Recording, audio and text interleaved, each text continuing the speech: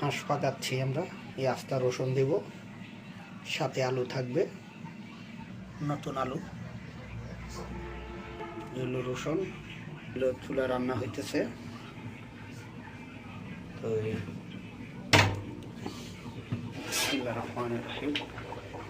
দেখতেছেন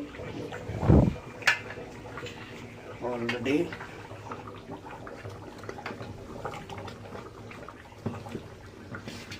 একটা হাঁসের মাংস দেখতেছেন। এই হলো মাংসটা, এরকম মাখা মাখা থাকবে। আমরা রুটি দিয়ে খাবো। অলরেডি এখনো কিছুই হয় নাই, সময় লাগবে আরো হাঁসটা হইতে।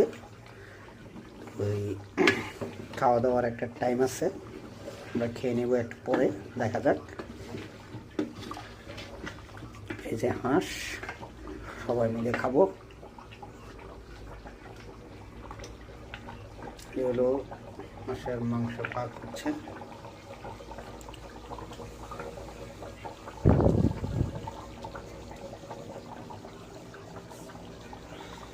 এখানে 3টা হাঁস পাকাচ্ছি, ঢাকনা দিয়ে রাখবো।